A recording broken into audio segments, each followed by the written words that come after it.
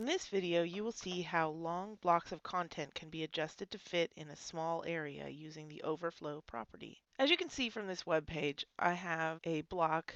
It's about 300 by 300 pixels with a border around it. And then there's the content.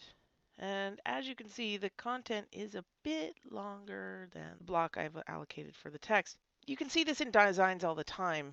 You build a space for the content, and then the content owner comes in and gives you 200 times more text than you can fit in that area. As a designer, this can be really frustrating, but there's one tool in your toolbox that you may not be aware of, and this is the Overflow CSS style property. The default value for Overflow is visible. As you can see, that might result in designs you don't like. Overflow visible is the exact same as having no overflow listed at all. So let's go in and change this overflow to hidden. Let's hide that extra text. And when we reload, the extra text is gone. However, it's pretty much gone.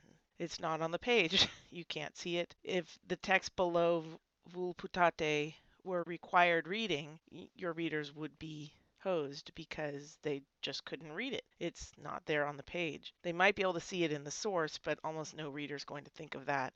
They're just going to get frustrated with you and walk away. But luckily, there's another value you can use for overflow that will help. Instead of hidden, let's use the overflow value of scroll. When you say scroll and save and reload, this creates scroll bars, so that then the text is still visible on the page if you scroll up and down. There's a few other values of overflow that you can use, but these are the three most commonly seen ones, and they do make your pages much easier to manage. You can put content, large amounts of content, in small areas on your page and make it still visible and readable with scroll bars. This would work even if there was an image that was wider than the 300 by 300 pixels. The bottom scroll bar would then appear and allow you to scroll right to left as well.